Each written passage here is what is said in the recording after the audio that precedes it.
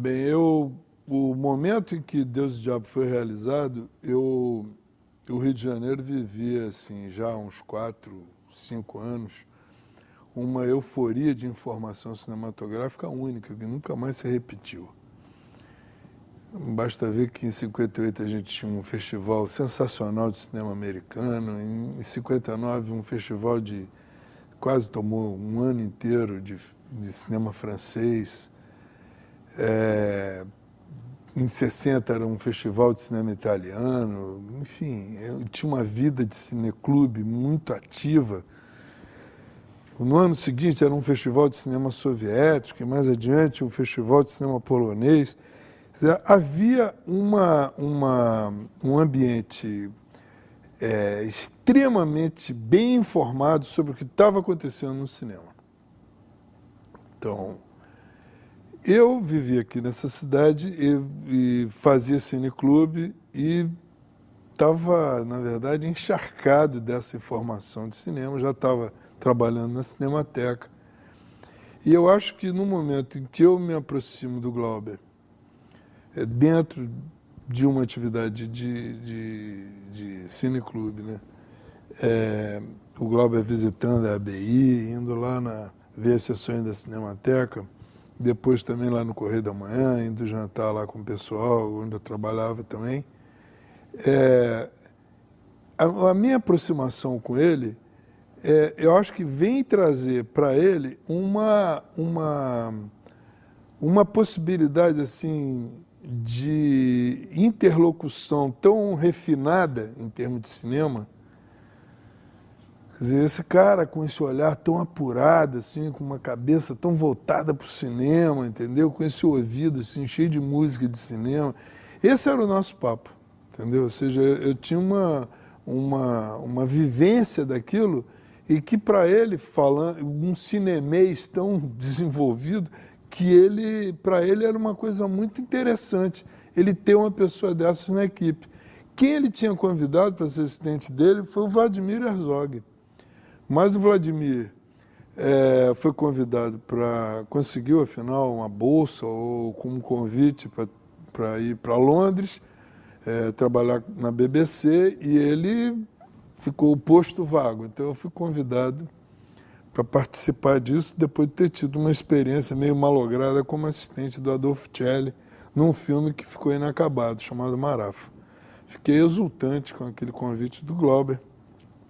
Já conhecia não só o cinema dele, né, tinha visto e apregoado as qualidades de Barravento pelo Correio da Manhã, num artigo grande, enfim. E o Glauber ele tinha uma afinidade assim de sensibilidade cinematográfica muito forte comigo. Me levou para a Bahia. Eu chego na Bahia, encontro uma mini equipe que trabalhava com ele, o Paulo Gil Soares, o Valdemar Lima. Eu, de alguma forma, trazia um pouco essa segurança para um diálogo em torno do roteiro, entendeu? Das imagens, das coisas que eu estava vendo, né, permanentemente, né, as novidades todas que estavam circulando, né, desde o cinema, a revisão que a gente fazia aqui de todo o cinema silencioso que a gente estava tendo acesso, e o cinema moderno, né, que de alguma forma estava sendo transformado nesse momento. Ou seja, o nascimento do cinema novo aqui, ele é paralelo a um processo de transformação que se dá no cinema no mundo inteiro. A falência dos grandes estúdios e a transformação da linguagem do cinema através de um cinema independente, que vai substituir essa atividade dos grandes estúdios. Então eu chego na Bahia, primeiro vou com ele de um ônibus para Salvador, entendeu? Ele com o pé enfincado assim, não sei como é que ele conseguiu dormir, com o corpo todo estirado para trás na cadeira e o pé assim, por cima da poltrona de cima. Li aquele roteiro dele, fiquei espantado com coisas assim, tipo citações de músicas que ele iria usar, Egmont de Beethoven, Brahms, coisas assim. Eu achava aquilo uma coisa assim tão engraçada, porque ficava imaginando como é que esse som vai surgir no meio daquela caatinga, entendeu? Como é que essa coisa vai se dar? Como é que é a cabeça do Glauber? Logo de cara, quando a gente chegou, eu fui com ele jantar com uma moça que ele namorava e ela tocava na orquestra da reitoria da Universidade da Bahia. Então, percebi então que o Glauber tinha um ambiente cultural naquele momento em Salvador, era um ambiente absolutamente extraordinário também, entende? Ou seja, eles viviam os efeitos de toda uma administração absolutamente extraordinária do reitor Edgar Santos, entendeu? Que estava transformando a cara da Bahia. Então ele estava alterando no coração da cidade, entendeu? A vida pulsante, cultural da cidade. O Glauber, então, convivia com Kohlreuter, convivia com Smetak, com as figuras que estavam ali ajudando a transformar a Bahia num centro de erupção cultural que vai se manifestar mais adiante, e os efeitos disso são enormes, né? A mim me parece que, no dia que inauguraram o Teatro Castro Alves, eu não estava lá, mas no dia que inauguraram o Teatro Castro Alves, enorme, desproporcional para a cidade de Salvador, houve um incêndio. Ia ser encenada ali a Ópera dos Três Vinténs, do Brecht, entendeu? A direção do Martim Gonçalves, entendeu? E cenários da Lina Bardi, figura absolutamente transformadora, uma mulher absolutamente extraordinária, que teve uma presença muito forte nesse período na Bahia. O teatro sofre esse incêndio. E o que eles fazem? Ela concebe a ópera com o Martim em cima do rescaldo do teatro, entendeu? Colocando arquibancadas e fazendo do incêndio o grande espetáculo. Pela primeira vez, eu acho que há um estalo aí, entendeu? A ideia de um cinema que se arregaça as mangas, entendeu? Pega a câmera e sai, ideias e vontade, entendeu? Eu acho que ali tem um insight ali, entendeu? Ela teve presente na filmagem do Deus e o Diabo. Ela passou uma semana, uns 10 dias com a gente lá, ali na Bardi. Eu não estou citando esse nome assim à toa, entende? Eu acho que essa mulher, ela tem uma marca, sabe, profunda nesse movimento inicial, nesse processo de entender o que pode ser um cinema brasileiro, entendeu?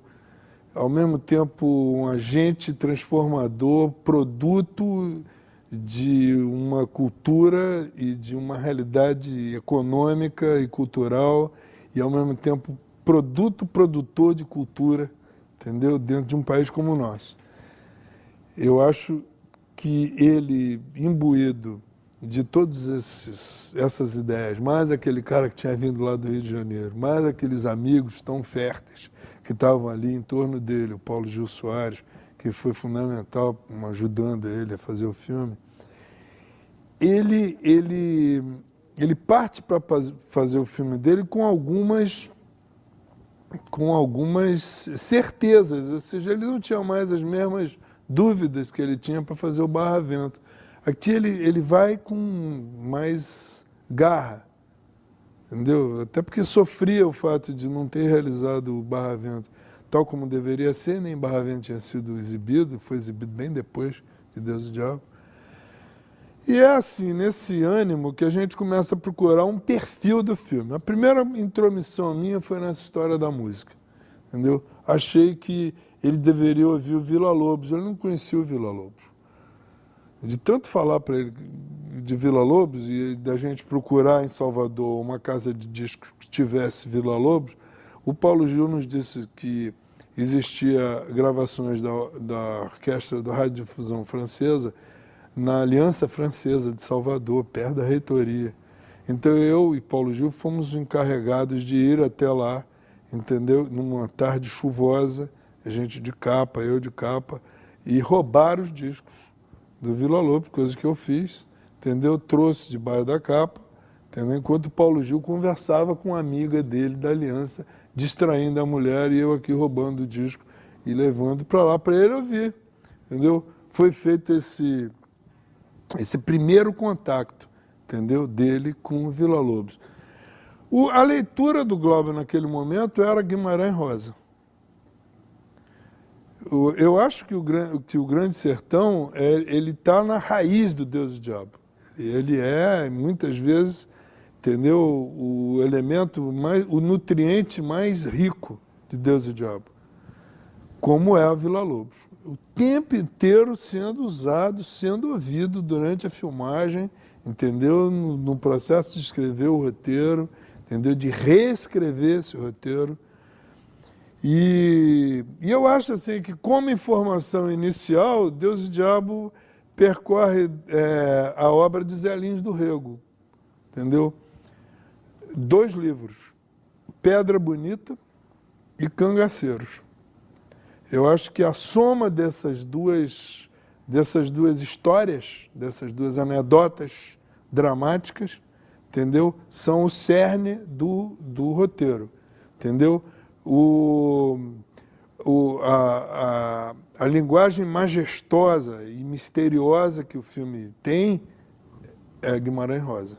Aonde eu pude perceber a minha possibilidade de ajuda a ele, entendeu? E de facilitar a ele uma reflexão maior foi principalmente em relação ao personagem do Antônio das Mortes. Eu via que o Glauber, ele, de alguma maneira, ele tentava transformar o Antônio das Mortes numa espécie assim de profeta, um cara que apregoava uma revolução futura, onde tudo iria acontecer. Então, era um personagem absolutamente irreal, que não tinha nada a ver com aquilo que estava sendo visto ali no filme, entendeu? E, ao mesmo tempo, era uma espécie assim de figura profética de uma justiça necessária, entendeu? Que iria algum dia se fazer em nome, entendeu? De uma recompensa por tantos séculos de infâmia, de miséria. O Antônio das Mortes seria um pouco essa figura. Encarnaria ele, Glauber. A coisa que mais me bati foi exatamente pelo lado, pelo contraditório do Antônio das Mortes. Achava que ele era um cara, tal como no roteiro descrevia, se ele era uma pessoa que se vendia à igreja, se vendia aos coronéis, para poder eliminar aquelas pessoas, aqueles fanáticos, aqueles desgraçados, pobres, os deserdados, então, que ele aparecesse com todo esse contraditório dele, que ele fosse humanizado com isso, entendeu? Minhas discussões, brigas mesmo com ele, brigas positivas, entendeu? Era sempre em torno disso. De alguma maneira, como eu convivia, nós éramos 7 pessoas num espaço muito pequeno, numa casa de romeiros, entendeu?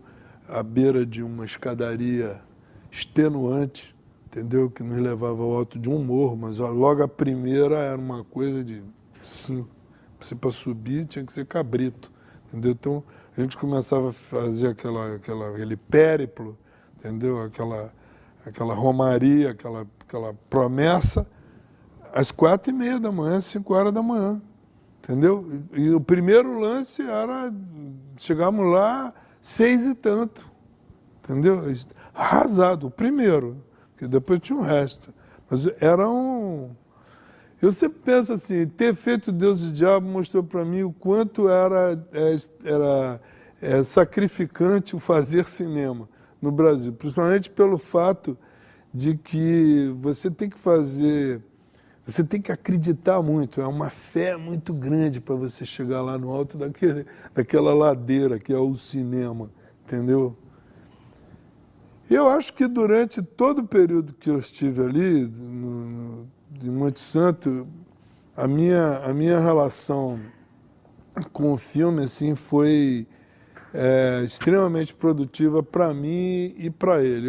Eu fiz um gráfico dramático do filme, coloquei aquilo, fiz assim cartolinas, coloquei aquilo na parede do nosso quarto. Mas aí o que eu fiz foi um gráfico mostrando toda a evolução, entendeu? A curva dos personagens, entendeu? Acompanhando isso, entendeu? Em cor, para mostrar mais ou menos a evolução desses personagens e como eles se encontram e como há variantes de um colorido humano deles, entendeu? Como o filme, de alguma forma, faz esses personagens evoluírem. Desde a mais completa cegueira que o Manuel se encontra logo no início, entendeu? Até o processo de consciência dele, entendeu? E cada vez mais ele se fanatizando até ele encontrar um movimento de libertação no final, né? E a isso eu acrescentei embaixo um movimento musical, tentando traduzir para a compreensão do Glauber e através das coisas que a gente ouvia permanentemente, o que eu entendia, mostrando para ele uma ideia a respeito disso, né? Isso era uma coisa, uma determinação que no final seria tomada por ele, mas era interessante saber como certos temas do Villa-Lobos eles eram circulares, outros não eram, eles eram verticalizantes, outros eram mais horizontais, entendeu?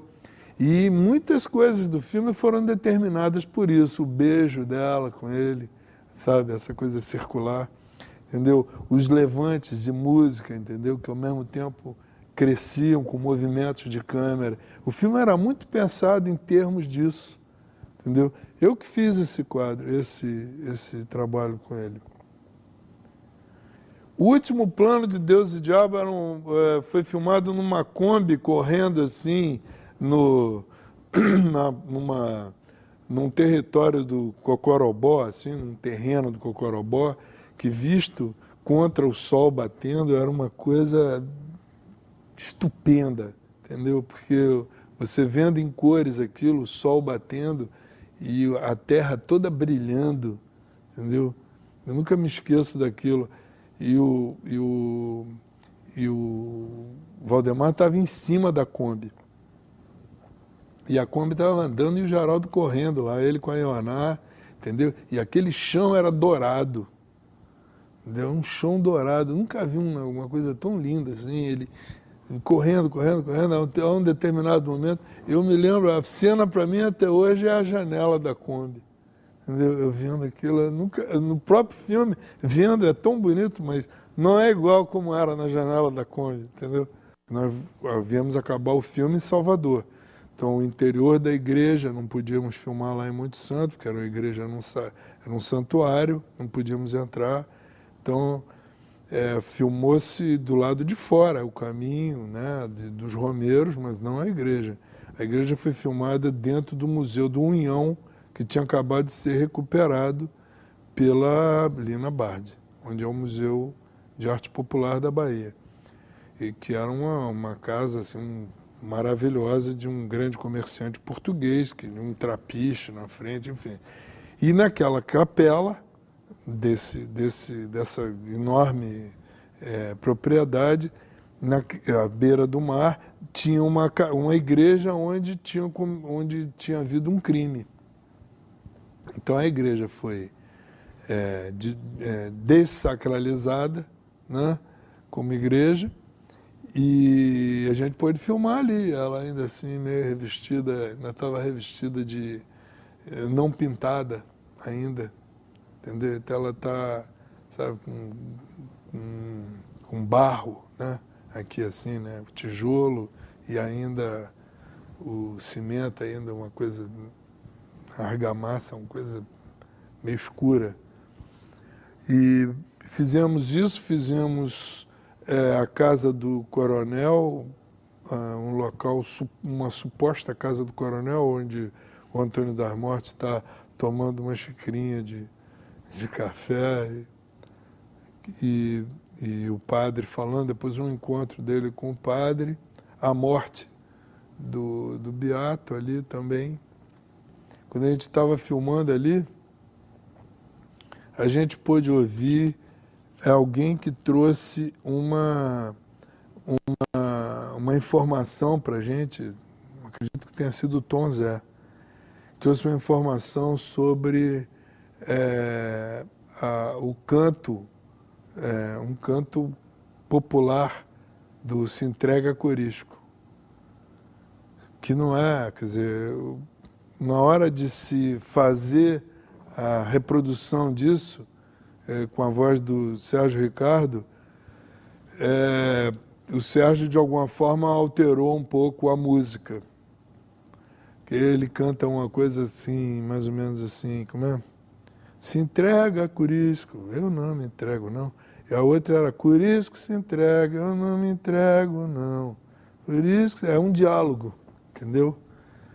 E aí eu acho que foi o Tom Zé que cantou isso e eu gravei isso num gravador e a coisa se perdeu, entendeu? A fita se perdeu.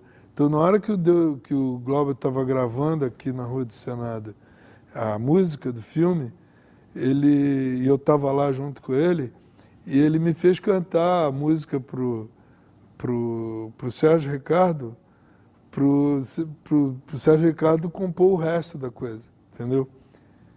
Então, já que não tinha gravador, eu guardei a música, porque eu, como tenho um bom ouvido e guardo música, ele fazia, Walter, canta aqui, como é que o Tom Zé cantou? Eu não sabia a letra toda, mas eu me lembro, porque eu me lembro até hoje.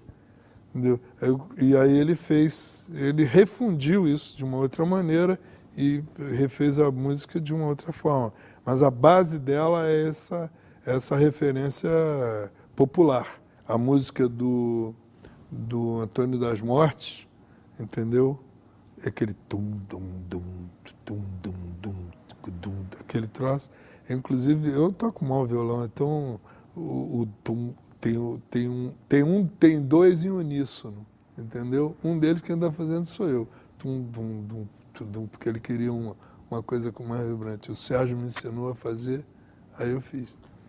Eu acho que pelo fato de eu ser o único carioca ali, eu e o Maurício, né? Maurício mais do que eu, porque eu sou de Niterói, então reivindico a minha cidadania niteroense junto com essa tijuquice do Maurício. Mas, ao mesmo tempo, isso nos aproximava muito, porque, de alguma forma, o que tinha ali era um congresso baiano, né? Só tinha baiano ali. A própria Ionara era casada com um baiano, então já se sentia um pouco baiana, vivia em Salvador, enfim, estava toda organizada lá. Maurício, de alguma forma, ele se sentia muito cúmplice de mim. E pelo silêncio que o Glauber votou ao Maurício, ou seja, deixou o Maurício em banho-maria durante 1 mês e meio, foi enlouquecendo o Maurício, de tal maneira que o Maurício, todas as queixas, todas as reclamações eram feitas a mim. Eu passei a ser, então, o intermediário dessa figura, entendeu, com o Glauber, e de alguma forma, porque convivia com os conflitos do Glauber em relação ao personagem Antônio das Mortes, e era esse o motivo porque o Glauber mantinha o Maurício à distância, ele não sabia direito como resolver aquilo, e aqueles questionamentos que eu vinha fazendo, de alguma maneira, deixava ele mais cauteloso assim, com o Maurício, com o Antônio das Mortes, que ele deixava o Maurício para filmar mais adiante, né?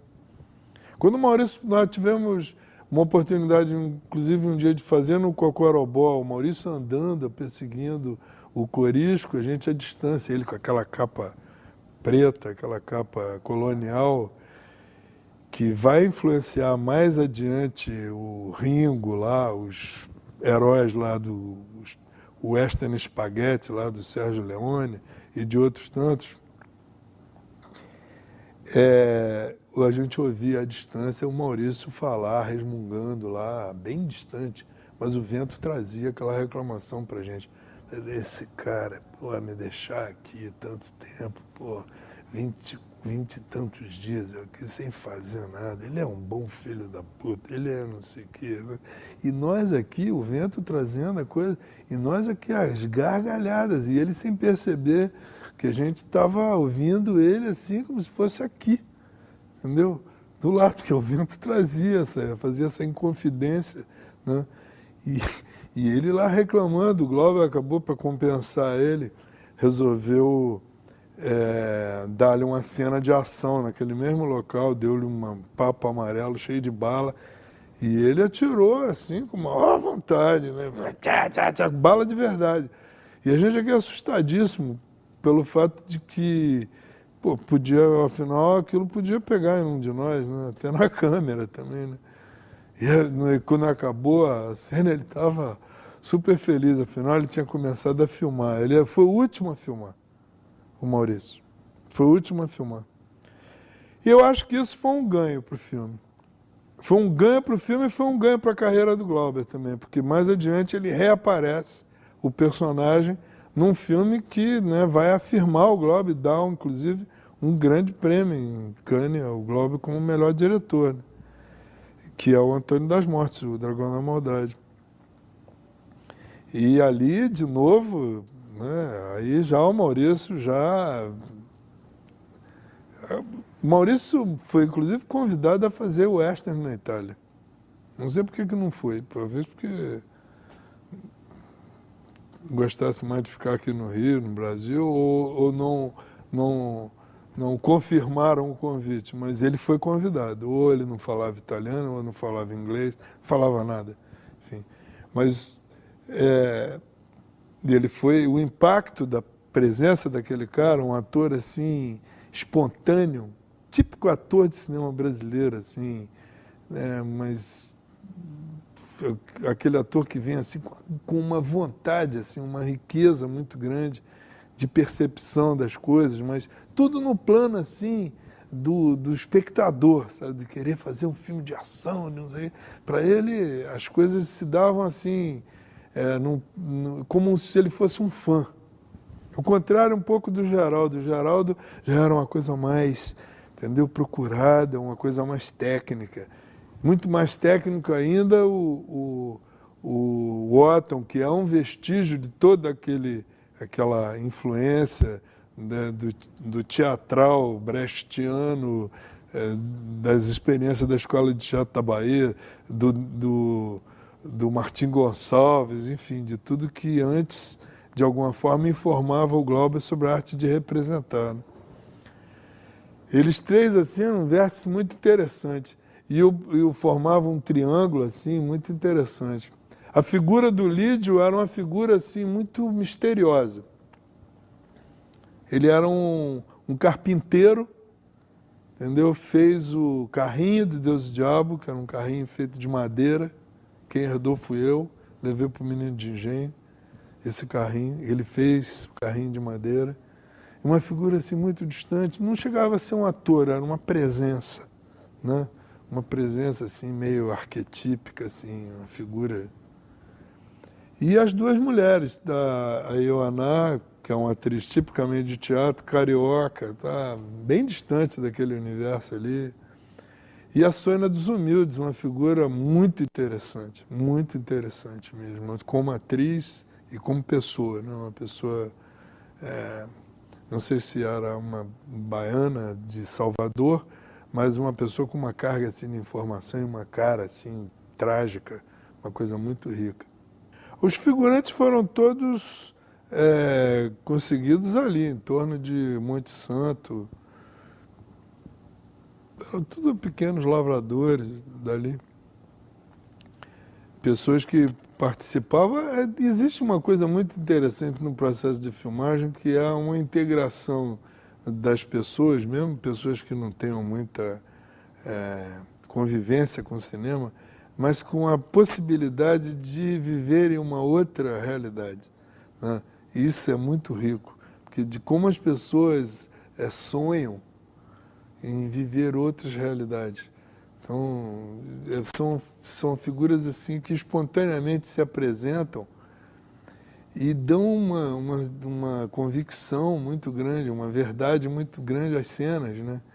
O Rafael era um montador que tinha montado grande parte das nossas comédias musicais, das chanchadas, né?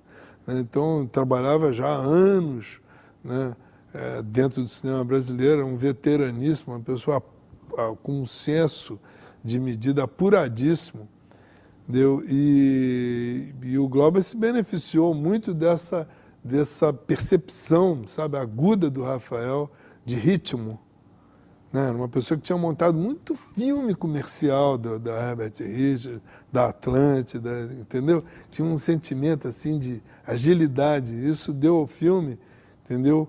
Alguma coisa mais perto do ágil. Às vezes o filme para no meio, tem umas contemplações, tem umas elucubrações, tem uns monólogos interiores e tudo. Eu acho que o Rafael conseguiu driblar alguns desses longueurs do filme, entendeu?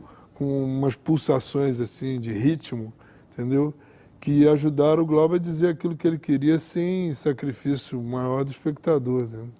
Muito rico assim de convivência e tudo. E depois, quando a gente voltou de lá de Monte Santo, já na Moviola, entendeu? Ele trabalhando com o Rafael, algumas vezes que eu fui visitá-lo lá, entendeu? Eu sentia o quanto aquilo tudo tinha sido extremamente útil, entendeu? E o Glauber se sentia assim me sentia, né, muito cúmplice do filme. Então, as coisas que ele estava em dúvida, às vezes ele me ligava lá para Niterói, onde eu morava, assim, sabe, as descobertas que ele estava fazendo na Moviola, ele mesmo, durante a montagem, a gente manteve uma relação assim muito íntima no processo de criação, coisa que eu nunca mais tive em nenhum processo de trabalhar em comum com outra pessoa, nem com um assistente meu, nem com ninguém. Eu tive ali. Foi um processo assim, extremamente rico, entendeu?